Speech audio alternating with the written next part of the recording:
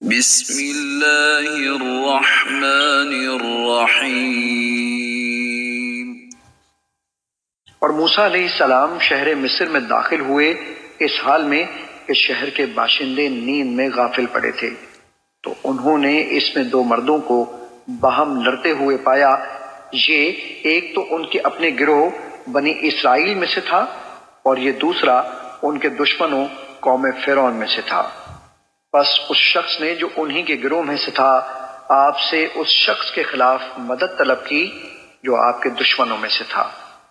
بس موسیٰ علیہ السلام نے اسے مکہ مارا تو اس کا کام تمام کر دیا۔ پھر فرمانے لگے، یہ شیطان کا کام ہے جو مجھ سے سرزد ہوا ہے، بے شک وہ سری بہکانے والا دشمن ہے۔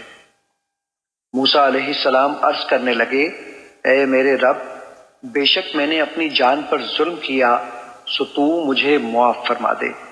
بس اس نے انہیں معاف فرما دیا، بے شک وہ بڑا ہی بخشنے والا نہایت مہربان ہے۔